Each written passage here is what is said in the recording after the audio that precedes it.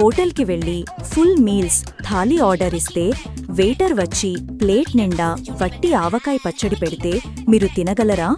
కడుపు మండిపోతుంది కదా. ఒక మంచి భోజనంలో బ్యాలెన్స్ ఉండాలి. అన్నం, పప్పు, కూర, లాస్ట్లో కొంచెం స్వీట్. కూరలో కారం ఎక్కువైతే స్వీట్ బ్యాలెన్స్ చేస్తుంది. మీ స్టాక్ మార్కెట్ పోర్ట్ఫోలియో కూడా అచ్చం ఇలాగే ఉండాలి. దీన్నే డైవర్సిఫికేషన్ అంటారు. మీ దగ్గర ఉన్న డబ్బులు మొత్తం ఒకే కంపెనీలో లేదా ఒకే సెక్టార్లో పెట్టకూడదు. ఆ సెక్టార్ పడిపోతే మీ డబ్బు మొత్తం ఆవిరైపోతుంది. అందుకే మీ పోర్ట్ఫోలియోని ఒక మంచి థాలీలా మార్చండి.